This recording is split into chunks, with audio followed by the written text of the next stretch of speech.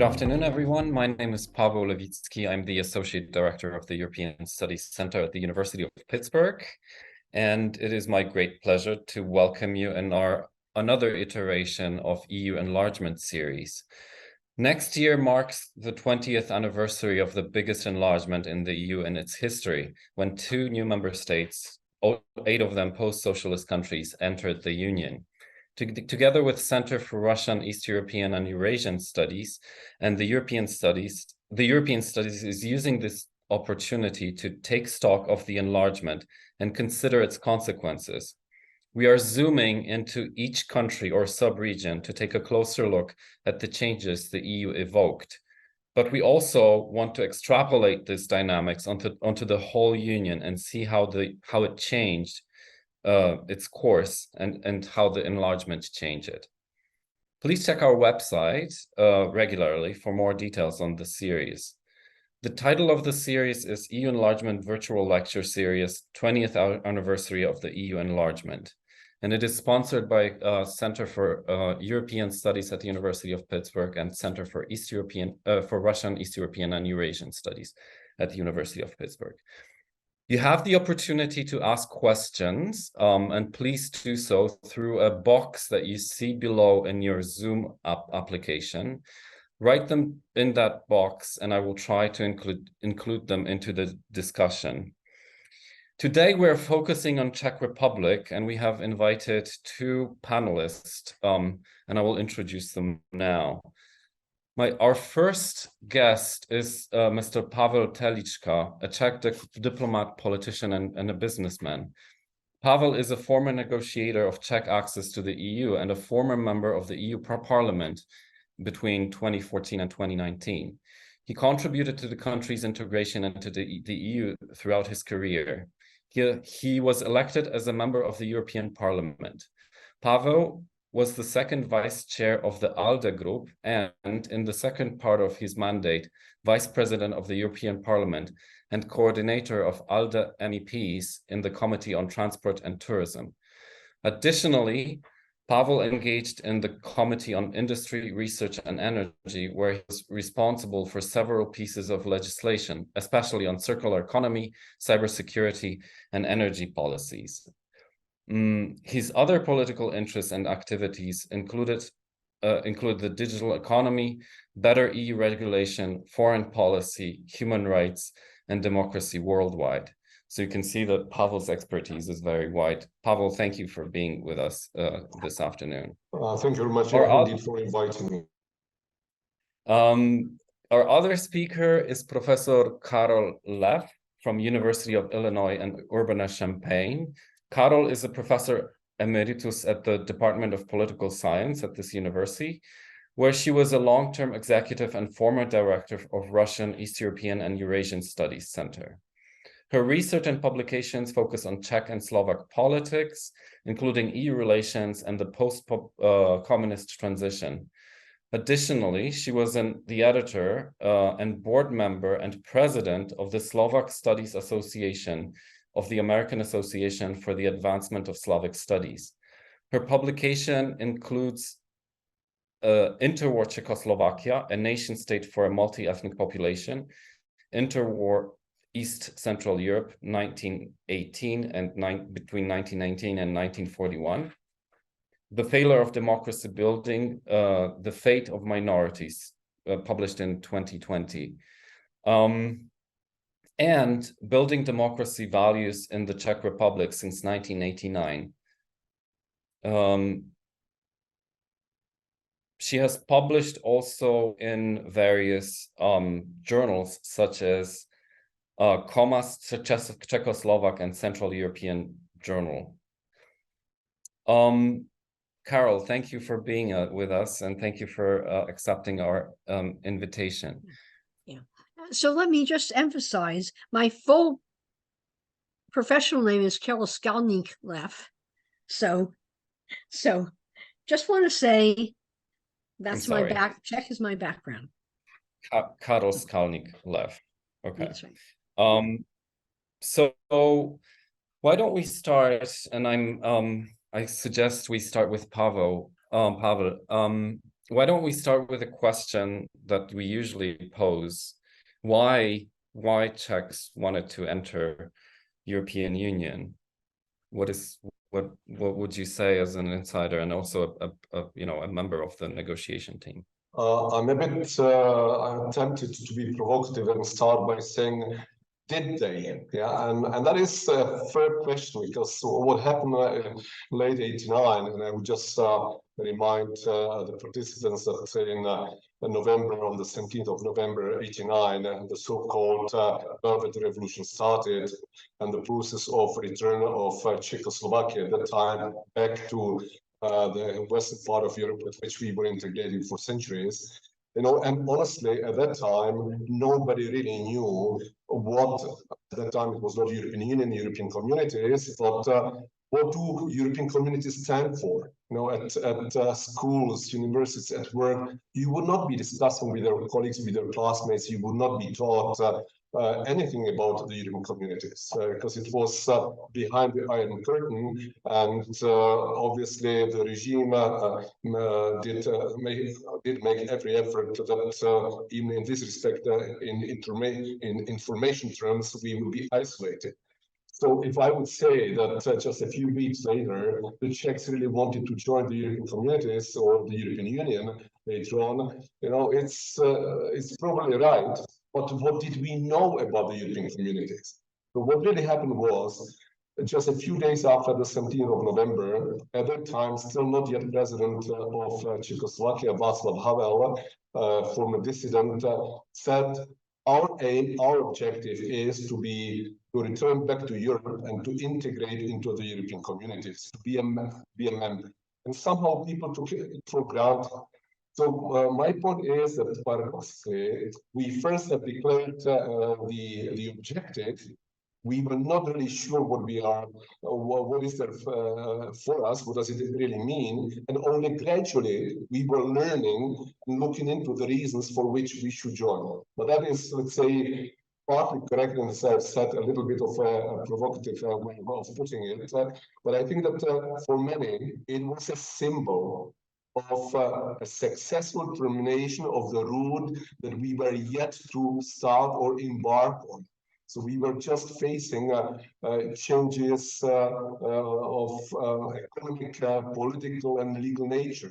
We were start to build a market economy, rebuild market economy. We were basically to introduce a rule of law. We were to democratize the society. And those were the objectives which had, let's say, the vast majority, or let's say the support of vast majority of Czechs. And somehow people understood that the day we will accede to the European Union means that we have accomplished a goal. So it was like two goals in one. And correctly so, because I mean, you cannot become a member of the European Union if you are not a functioning market economy, if you are not a fully fledged democracy, if you don't have a rule of law, if you don't have independent, and I could continue. So basically, this is what happened late '89, early 1990, and gradually the process of learning about the entity we were to join. And I think that gradually we also understood, and this is feeling that we had, and something that I try to disperse among the public, that it's not a process where we should just we should take the benefits, the advantages of a member, but that we should have the ambition to be once again co-responsible for the development in Europe and for our own future, and have an opportunity to co-decide on issues which had an impact on us, but we had no way of influencing if we were outside the European Union. So I'll keep it short, unless you want me to, let's say, pursue other elements, but that would be, I think, the main sort of story and the main feeling behind the sentiment, which was really very emotional and less based on concrete knowledge. Thank you, Pavel. That's a very good start of the conversation, I think. Carol, would you like to share with us your perspectives on that? Yeah, no, absolutely. But some of it has already been well expressed.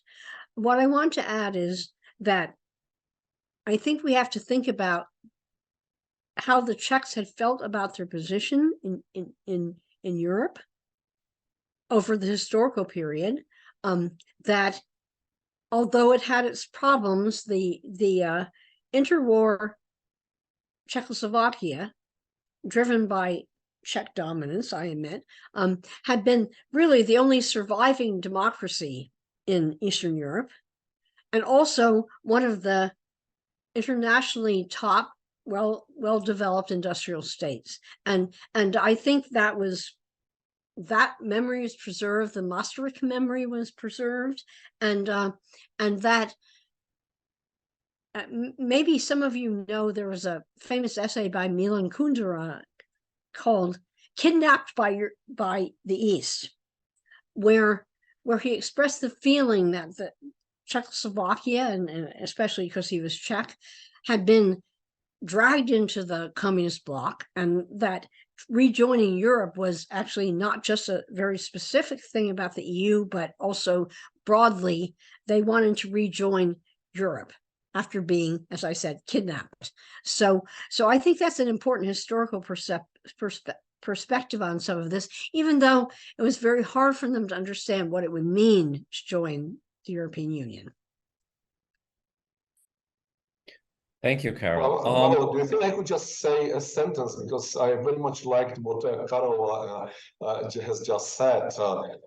Yes, Czechoslovakia between the two world wars was among the 7 most industrialized and developed countries in the world. So there was a lot of heritage and rooting. And in fact, this was still something that people had on their minds, that we were a part of it. And if we at that time spoke about the return of Europe, and that refers to the last sentence of Karel.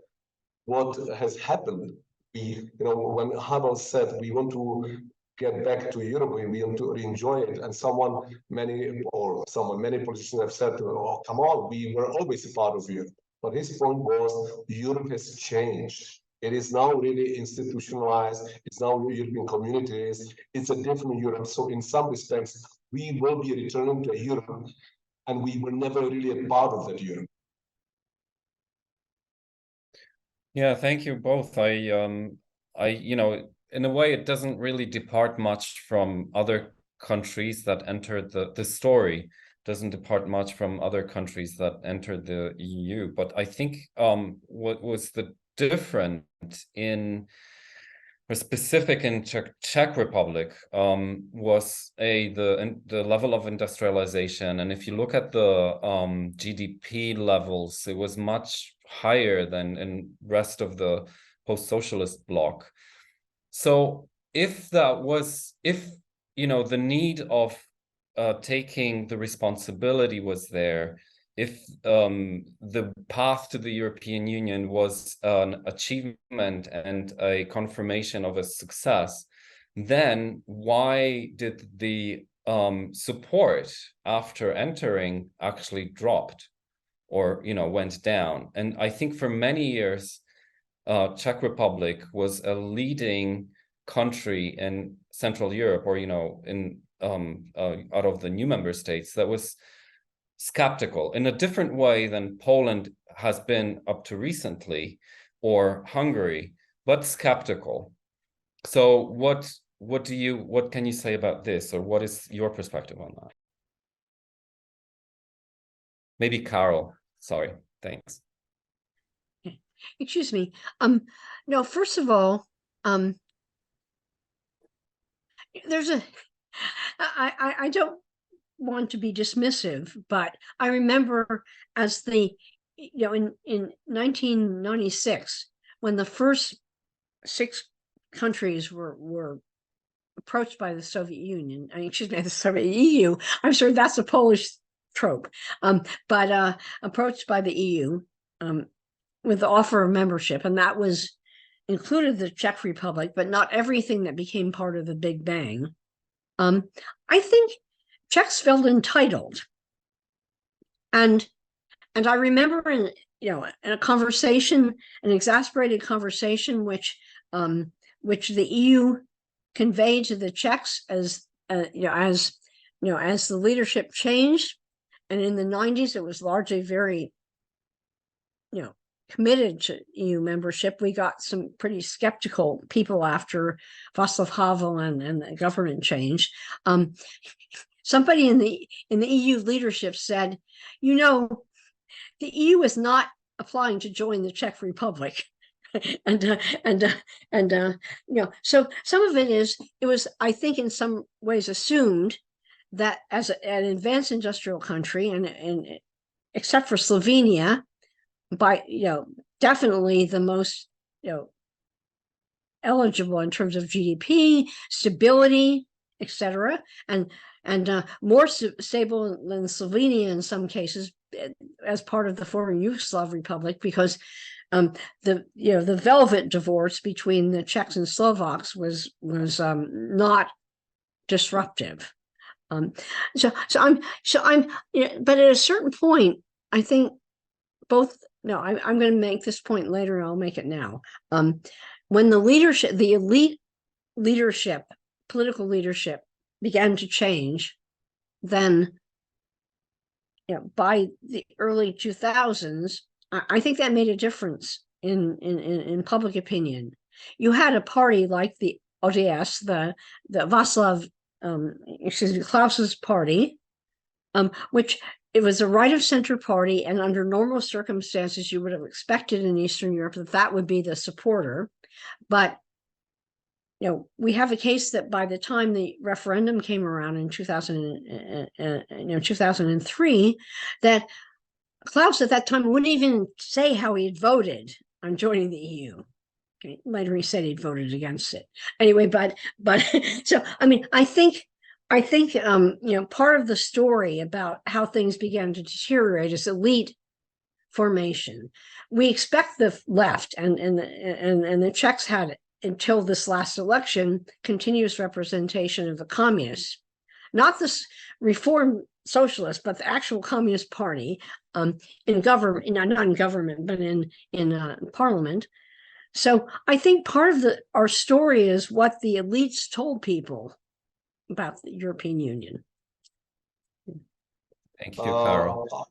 Pavel, I think that a lot I'm going to say will coincide with Carol, but let me start on the sort of a little bit lighter side by saying Czechs are skeptics. Yeah, I mean, it's our mentality. Yeah, it's going to be sunshine, and we're going to say, I'm a bit afraid it might start raining. I mean, I'm exaggerating, but if you look into Czech literature, if you would read some of the books and Poles know that very well, this is a part of us. Our humor is black, sarcastic, skeptical. This is what we stand for. But in addition to that, it's absolutely legitimate what Carol has said, and that is, you know, at a time when you are to join something that is relatively distant, and you still do not know sufficiently about, you rely on your elites.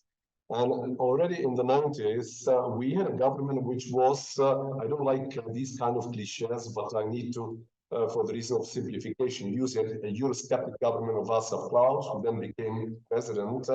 And these people, a very limited circle that really took power, had always difficulties with the European Union. The very fact that you would have to see compromises in the EU, co-decide, that you could once in a while be overvoted by your partners and so on. So these people like Klaus were happy to take the decisions on their own, not to have any interference, not to speak from a supranational entity.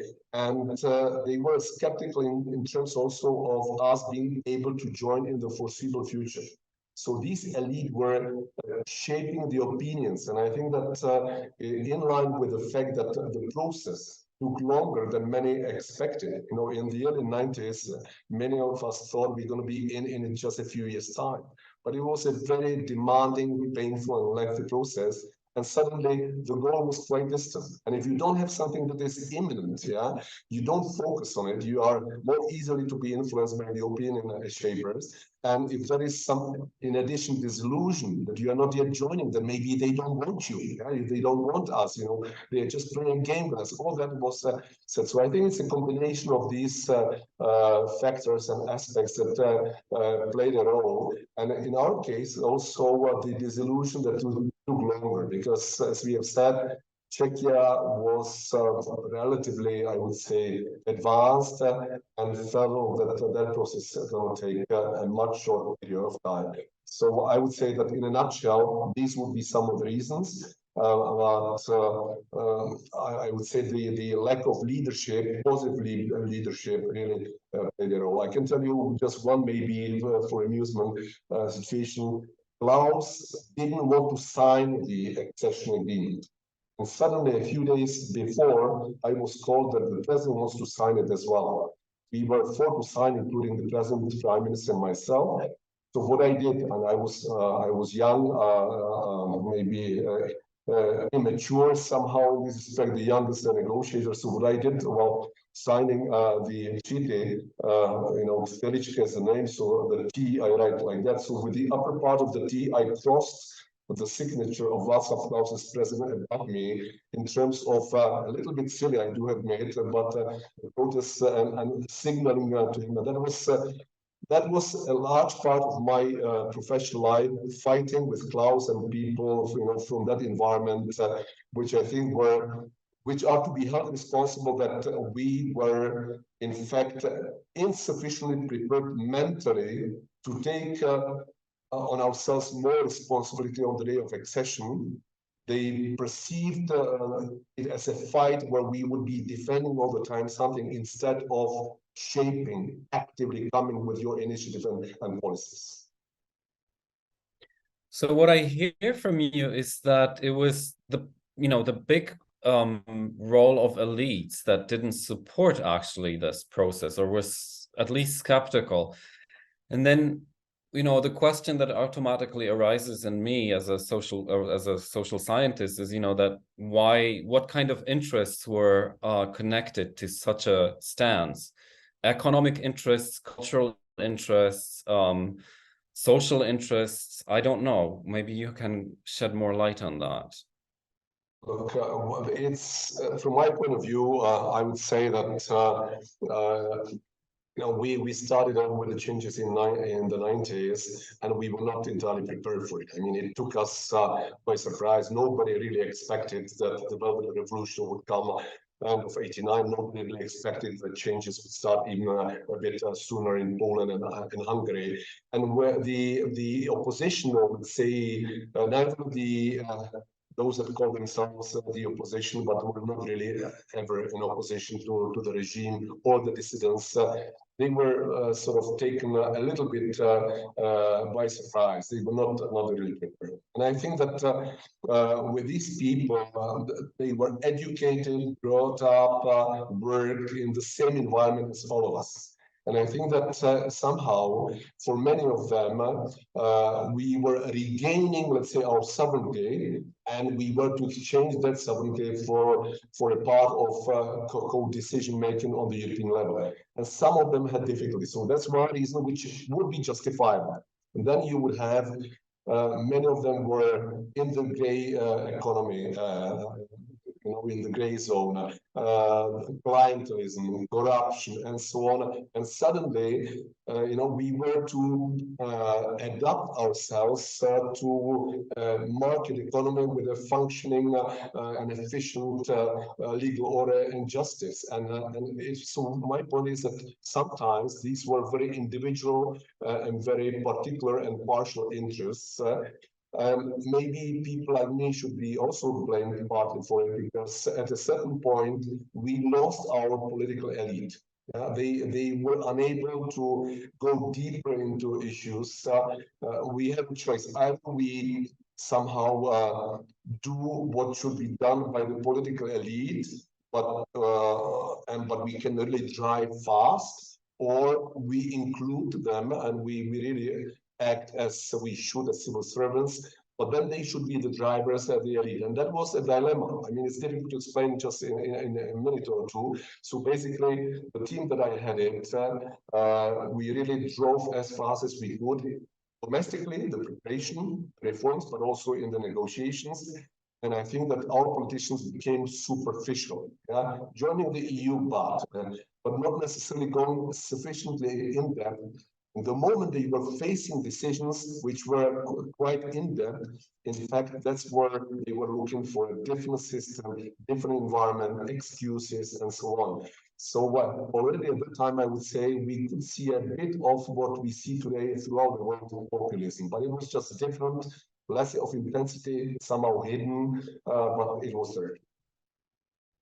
Thank you, Pavel. That's very interesting insight into these times and processes. But Carol, you are an expert in transition, and I think part of what Pavel was talking about is about the transition. I know coming from Poland that the privatization and economic transition in Czech Republic was always given as an example of successful one, and that exactly not a narrow post-socialist elite retained access to resources, but it was more democratic. So what would you say about that? I mean, in terms of, or in context of what Pavel just said, what does it tell us about the transition process in Czech Republic, and how the EU was, a factor in it?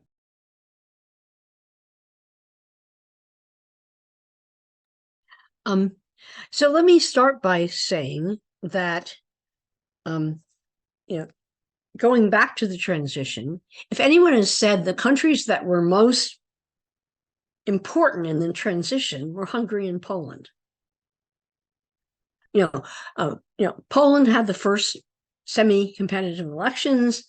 Hungary, quickly followed. They were considered, and the Czechoslovakia was considered the hard line, one of the hardline countries, where the communist government was warning that we don't want to be contaminated by reforming the Soviet Union. So maybe I'll just try to think about two things. One is, I think all of us social scientists could not have predicted back in the 90s that the problem children of the EU would be Poland and Hungary, even though the Hungarians, I don't remember, but there'll be another Hungary talk later. Even though the Hungarians, even in their 90s, would say that they didn't feel that bad about being the happiest camp in the barracks. That is, they didn't feel that bad about the communist period, precisely because they'd been so relatively reformist. But so for the Czechs, I think economically, we can talk about this more later, but one of the things that sort of has gotten in the way, and we've invoked already the advanced industrial status, is that there's a certain amount of misunderstanding about the value of the EU in the public. Even 20 years ago, and then for an attitude about the Eurozone and also EU membership. If it ain't broke, don't fix it. And because a certain number because the Czech Republic has had a stable economy, relatively, actually pretty good unemployment numbers, low unemployment numbers, because actually the economy has survived better than some of the others. That's part of the story, even though there are reasons why the EU evaluation of Czechs went down after the recession and migration crisis. But at the same time, we'll talk about the 2021 election in a little while. At the same time, Czechs have corrected some of the things that seem to be going too far off track. And so I think we need to recognize that even though doubts may occur in the terms of we're doing fine economically, and even though some of the people who feel that way don't understand that the EU is responsible for some of that gain. The economists have suggested that. I think it's understandable that the better off you are, maybe it seems less essential. The puzzle is Slovenia, which is in the same position. They're as rich as the Czechs. And if you look at the referendum results of 2003, the Czechs had one of the lower, not the lowest, referendum positives, whereas the Slovenes were in the 90s. So even being an advanced economy doesn't entirely explain it. I want to zoom out even more. You, Carol, you mentioned Central Europe, Central and Eastern Europe, or these countries in transition. We have, you know, a unique opportunity to have Pavel here as a speaker. And I want to zoom out and move our perspective more to the West, or, you know, to old member states and to the United States. So if you could maybe, Pavel, beginning with you, say something about what you encountered as, you know, being the person during the negotiations, what you encountered, what kind of attitude, what kind of positions towards A, enlargement in general, and B, Czech Republic, or position and role that was envisioned for Czechs in the Union? Well, I would start by saying that if I've underlined the fact that we were to learn about the European communities, that it was unknown, it goes the other way around as well. The level of knowledge of our Western European partners about the countries behind the Iron Curtain was, of course, also limited. And it was especially limited among the public, which could have concerns with enlargement, but it was also limited in the public administration, it was in the political class. And it's not just about the knowledge, but the absolutely legitimate and fair question is, what can we expect from these countries as future members? At the moment they will become a member, and they will have the decision-making powers. They will be in a position to shape something, influence, block, etc. So what is going to be the so-called European policy of that country? And I remember a very high-ranking person of French origin. He was at that time Deputy Secretary General of the Council and then Secretary General, famous and a very impressive French ambassador. He said, you know, I was talking to him about the Baltics. I said Lithuania, Latvia. So he said, what? If there are any Baltic, let's say, representatives in the seminar, my apology, but I'm sure he didn't mean what he said, but he intended to be provocative. I said, well, Pierre, I don't know what you don't understand. I'm talking about the Baltics. Who are they? And the point which he made in a amusingly, let's say, arrogant way, was we know too little about three countries which are relatively small and have been a part, even though not voluntarily, part of the Soviet Union.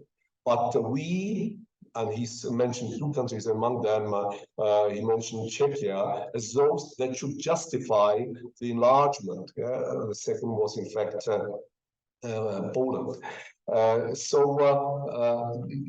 This was also a sign that they were going through a process, and we were, to answer your question, encountering understanding, lack of understanding, resistance, competition, let's say, because you know, in the first year's of membership, you are benefiting from different policies, different EU funds or in regional policy, agriculture, and so on. And someone had to pay for it. So it's absolutely legitimate. And of course, you've got a cake, and if you have a new slice to give to someone, you have to do with the rest of the cake something. So we were encountering all of that. And of course, above that all, as an umbrella, was the question, you know, when should we really enlarge, and when should we let this in, and which countries? And that was a difficult political debate. And we, of course, I remember my counterpart from 10 Downing Street coming once to Prague and saying, you have no other support as the UK. And I really was a little bit irritated because I knew what happened the day before in one of the meetings where the Brits didn't play a positive role. I said, look, you probably think that we have just run down from the trees yesterday, but we know exactly what your position was. And he was surprised. Yeah, so there was a lot of this sort of comforting. We are your best allies. We are your greatest supporters. But let's face it, who really made it happen? I'm sure that the UK played a very important role, but I think that at that time, Germany, in terms of somehow reconciliation with the past, played, and it was not really Germany, it was Chancellor Kohl, with a good understanding of François Mitterrand as the French president. So imagine German Christian Democrat, French socialist, and they were the driving force. I mean, of course, then we had other supporters, but they were not as decisive.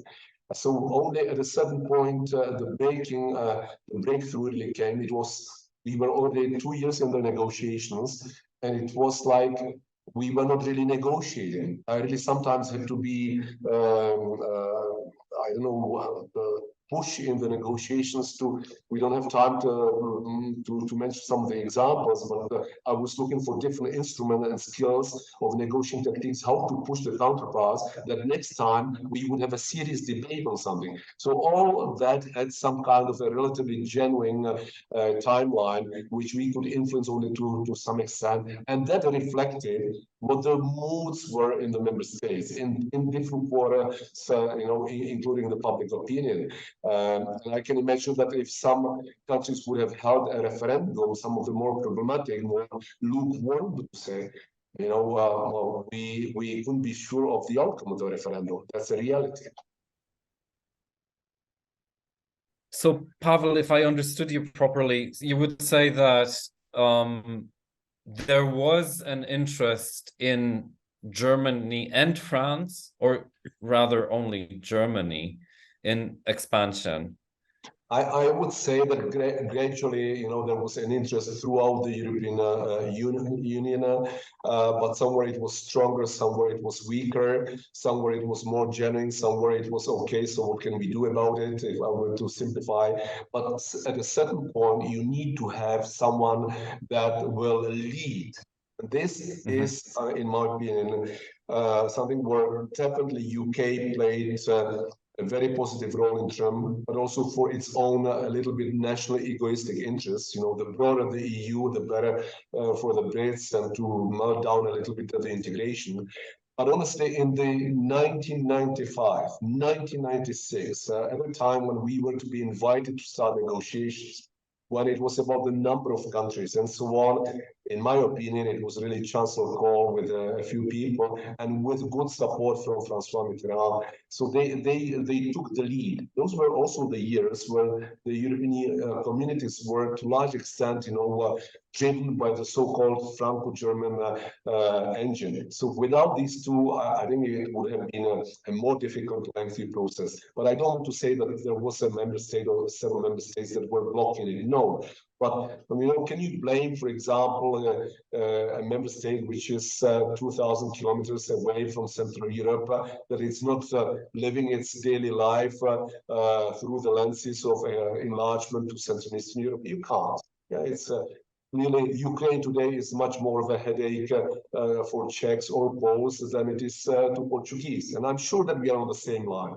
But the intensity of engagement, the intensity of support, the intensity of understanding knowledge has to differ. I mean, you know your neighborhood better. And with Germany, it was really about the feeling of some of the politicians that their ancestors led to dividing, Europe. Well, let's remind ourselves, Poland was the first real victim, but we were so-called sold in Munich, where, without us, a decision was taken that we were to hand over a part of the country. So, and that is a little bit what I referred to what Karol has said, and the skepticism, etc. We might have had some kind of complex. We were sold in Munich in 1938, but we also were occupied.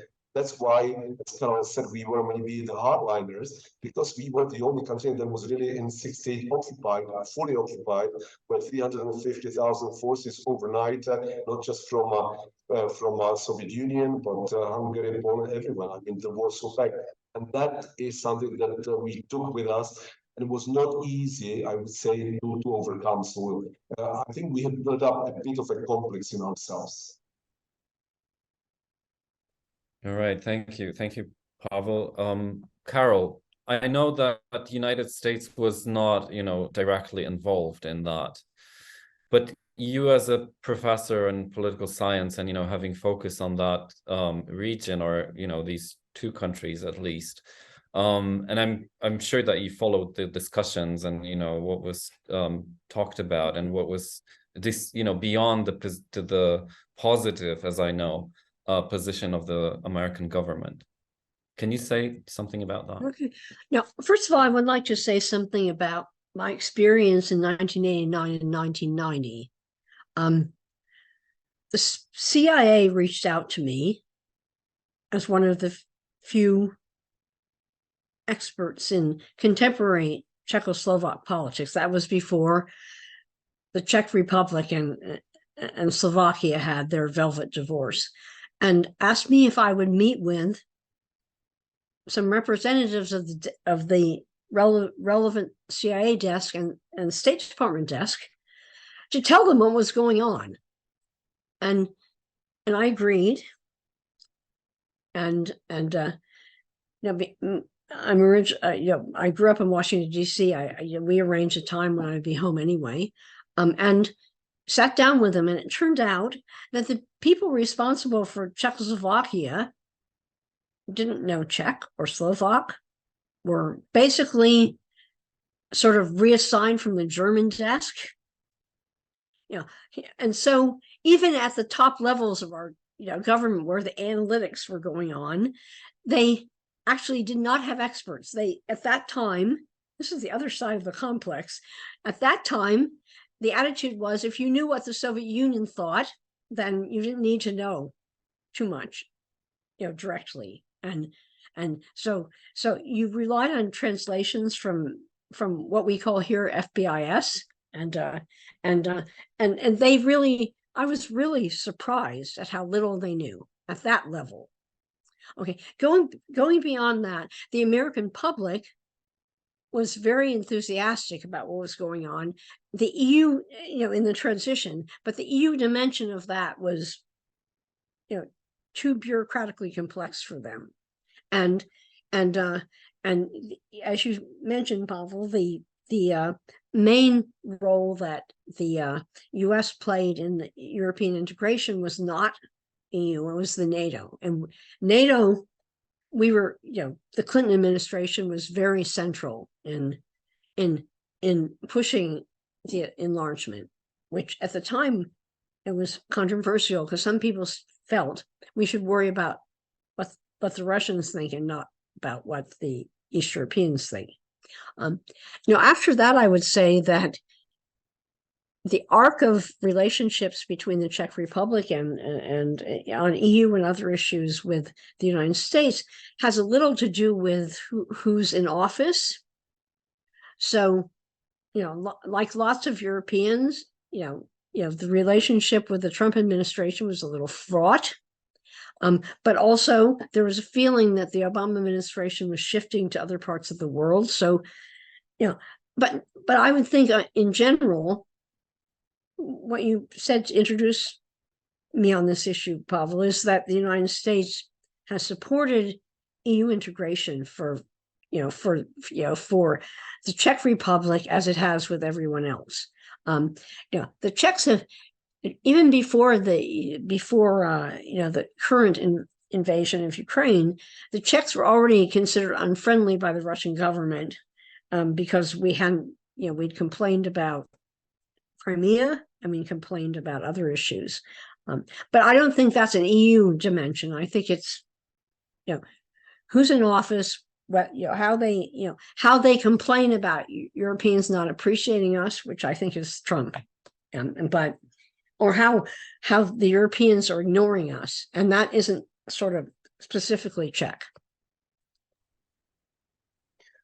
I think I want to move fast forward if I look at the time, and move to the recent elections in Czech Republic that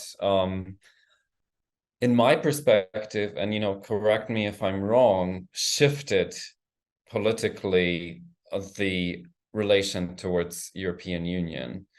One is, Zeman left the office. There was a political shift from, Eurosceptic to more Euro-friendly parties. What do you think? What was the reason for that? And then, if I take a look at the recent Polish elections, were there any similarities to that? Was Czech Republic on the forefront of fear of going back to some kind of a less European, quote unquote European, less democratic governance? Pavel, what do you think?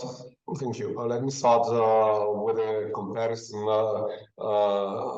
let's say, reflected in what you have said at the very end, and that is a comparison between Czechia, Poland, and Hungary from a point of view of domestic politics. I mean, one can be, and I am, even though I expected something different from him, very critical to Andrej Babiš, the leader of the ANO movement, the prime minister that has been replaced after the elections that you have referred to.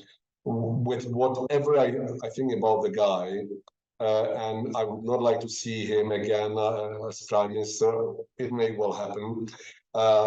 He is not neither Kaczynski nor Orban. So there has always been quite a significant difference.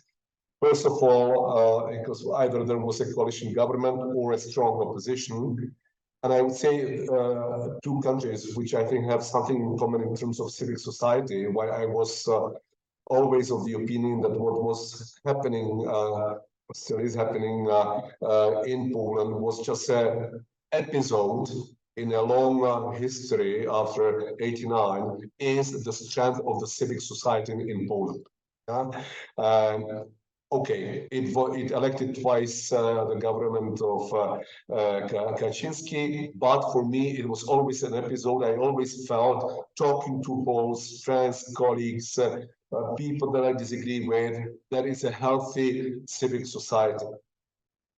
In Hungary, I would say that's somewhat more complicated and would probably deserve more time, and you will have a special, let's say, debate on that. But if you have an over 50% majority, you can't say that everything is relatively healthy, but the guy is there still with over 50% majority as prime minister 4 times. Czechia, I would say, and that is probably due to our historical ties, integration, for centuries. I would say that we had the government of Babiš is a populist, no doubt. Yeah, he swung from one position to another, from a very pro-European, and then he learned something from his Western European colleagues, and that is, if it is difficult to decide, and you could lose points at home, blame the decision on the European Union. He learned that very quickly, and this is what he practices. But if you talk to him, I mean, and if you look at the performance of the government, I mean, it was unhealthy in many respects, but I would not say that it was not pro-European. I witnessed in different gatherings. I joined in for summit, for some summit meetings. And that, I think, is the difference. But your point is still absolutely fair, that with the elections in 2021, we have a more pro-European, let's say, but I wouldn't say a more pro-European. It is just a more responsible and non-populist government. Imagine that a government which is led by center-right ODS, which with Karel we have criticized some of the founding fathers in ODS for being Eurosceptic. That very party is the leading party in a government which is quite pro-European, as you say, when we had the presidency in the European Union, in the Council of the European Union, we have delivered on issues that nobody years ago would expect the Czechs to deliver on. Green Deal, environment, and so on. I mean, people were amazed and say that it was the most efficient presidency. Timmermans, the first vice president of the European Commission, said that it was the most efficient presidency for 10 years. I mean, why? We delivered on basically even the domestically sensitive issues with ODS, I mean, as the leading party in the government. So I would say that we were always in a different situation, really to deal with history, the civic society, maybe also due to the fact that we were really very rigid during communist times. And for me, I mean, likewise, Poland, even with that episode, I think that, you know, if we would have time to discuss Visegrad 4, Hungary, Poland, Czechia, Slovakia, well, honestly, we see two completely different developments. One, hopefully not with the new government in Poland and Czechia, and one with currently Orban government and the new government of Fico in Slovakia, which is with all the difficult relationships between the Slovaks and Hungarians in its history, it is a copy, at least judging by the first statements of the political statements in Budapest. I mean, you do not go to Beijing to shake hands with Putin at a time when you want to have a united EU with our allies, the US, supporting, let's say, countries under occupation, and you go and shake hands with a war criminal in Beijing. I mean, there's something wrong, isn't there? Thank you, Pavel. Karol, you as a political scientist and having more, I guess, outside perspective on Czech Republic, can you tell us, clarify these changes to us? Well, no. First of all, I'm not going to disagree with anything that's been said. That's been true the whole conversation. But let me just emphasize the previous and now defeated government, ALDE, was always Janus-faced. I mean, it on the one hand, when Babiš came in, one of the first things he did was say, okay, we're going to fly the European Union flag as well as the Czech flag over the I forget whether it was the Parliament building or the president's office, but in any case, so on the one hand, ALDE, this group, and in Czech, some of you know it means yes, but that's Janus-faced in itself. That's a little odd, because if you find out what the acronym means, you discover that it means action of dissatisfied citizens in Czech. So it doesn't really mean yes. On the other hand, and I think this just echoes a general point that Pavel just mentioned. ALDE and Babiš, who in itself is sort of interesting because he was born in Bratislava in the Slovak Republic instead of in the Czech Republic. And incidentally, one of the other key right-wing players is half Japanese. So it's so despite how ethnically uncomplicated the Czechs are, they're the interesting politicians. But in any case, when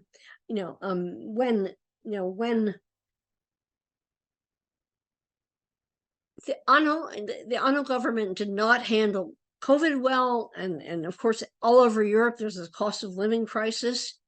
So, in the last year or so, the party before the 21 election moved right, rightist and nationalist and so forth, more than they had been before. And, and as an electoral strategy that I think backfired, okay? But the Czechs, like the Poles, are somewhat self-correcting. I mean, they didn't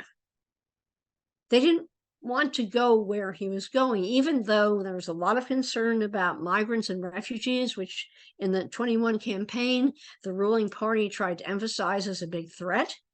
I don't think we have time for me to show you the billboards of that election, but Spolu, which was the coalition that included ODS, that Pavel mentioned, and some other parties. And incidentally, the Pirate Party that has never, I don't know if it's ever been in government anywhere else, but the Czech Republic, which is generally pro-European, but complains about privacy issues. Anyway, so their message was, first of all, American viewers, listeners will recognize this: change you can believe in, which was the Obama slogan, and then but the larger message was hrozba, the threat of re-electing the current government because of some of the directions it seemed to be in. And yes, I do think it's like Poland. I don't think Poland needed the Czech example, because I absolutely agree. Vibrant civil society is what you could see in Poland all through the later years on all kinds of issues, the massive turnout. And the other thing that happened was that the left, the Communist Party in the Czech Republic, and the Social Democrats were implicated in the previous regime. And this had not happened before, but both of them failed parliamentary representation this last time, which meant a shift from the traditional Euroscepticism of the left, because they basically weren't there. And the Euroscepticism was very hard and nasty, is on the far right. They're there. But center of gravity changed, and maybe the Social Democratic Party and the Communists will realize what they did wrong to align with ANO, the previous government. But I think it's very interesting that the Czech public did respond to that whole shift in the governing coalition very negatively. If I may, just one sentence. Imagine, Czechs are usually not the nation that will go out into the streets in hundreds of thousands or millions, apart from the Velvet Revolution. But with the previous government, and I took personally part in several of these demonstrations, you would have up to 1 million of people in the square in Prague, protesting. So I think that, as Karol said, there was some kind of a self-correction. I'm not saying that shared throughout the country. Bobby still has a support of around 30%. He managed to, extract different forces and support from different political parties, because he says it's a catch-all party. But I think that, the 70% of the people had enough and have enough. They want a different direction. But it's going to take still some time. We still lack the maturity, and also you need to take into account that politics in Europe, and not just in Europe, take US and so on, have changed. We do not have the leaders that had the visions, that had the political courage to take decisions which would go against the tide. So I mean, it is a lengthy process, but I think that the Czechs are on the safe side. That's simply. I have two more questions. I know that we're running out of time, but I still want to pose them. And I would ask you to, I have two separate questions, one to Pavel and one to Karol. And if you could, just answer briefly. Pavel, you mentioned the dynamics, the political dynamics in Visegrad states. And, this is one context that is there, and political context. The other context is the war, the Russian war in Ukraine. What do you think, what role will Czech Republic play in that? It has a very significant role up till now. Will that change or not? And then how that will reflect to the position in the European Union? That's my question to you. And the question to Karol: what do you think about the integration, European integration, or position of Czech Republic in European integration for the coming future? And then I will ask Pavel first to answer. Okay, first of all, Visegrad, that's an open question because we clearly, hopefully, with Tusk government, once he gets the designation, being second in the elections, has to wait. Hopefully, with that government, we will see a difficult question to be answered both in Warsaw and Prague. What role do we want Visegrad to play? But if you do have half of Visegrad, or let's say two countries which are led by, let's say, the political forces which I would advocate, let's say, decreasing the intensity of cooperation and political life in Visegrad. Yeah? I mean, let's not fool ourselves. We will not be in a position to correct what will be going on in Budapest and in Bratislava. Obviously, it's not easy. It's not easy, especially if we are talking about Slovakia, which was a part of one single state with us. But I think that maybe the new Prime Minister Fico will make it easier with some of his policy statements, pro-Russian and so on, that this, in my opinion, would have to happen. Vis-a-vis Ukraine, I believe that both Czechia as well as Poland before elections had some difficulties. There were a few clashes between the government and Zelensky and the Ukrainians. I think that will be gone. It was also related to the elections. But I think Czechia and Poland in Europe, together with UK, will remain to be the engine of support for Ukrainians in terms of military support, education, training, support for future candidacy and membership of Ukraine. That will not change. Per capita, Czechia has the highest number of Ukrainian immigrants per capita compared to Czech population, and also in GDP terms the same. Estonia is more or less leveling us up, but it's a small country. And I believe that Poland and Czechia, or Czechia and Poland, will play that role. We have gone through that. We have an experience, and we really feel extremely strong about it. We have different organizations which are basically creating funds, and citizens are contributing to buying tanks. So imagine that Czech citizens, it's not just the government, but Czech citizens are buying tanks and artillery and so on that is being sent with different names and nicknames to Ukraine. I have no doubts that will not change. Even with Babiš, if he would come back, that will not change. So sorry if I was too long, but wanted to touch both Visegrad and Ukraine. And once again, thank you. Thank you, Pavel. Carol, would you like to follow up on this? Or yeah. Okay. Yeah, just quickly, two sentences on the situation. We didn't mention the new president of the Czech Republic, who is very strongly in favor of Ukrainian support. And that's a transition from Miloš Zeman, the former president, who was accused of being too much of a Russianist. And so, and that's important too to what goes forward. But you asked the broader question, and I think I looked at the statistics on this.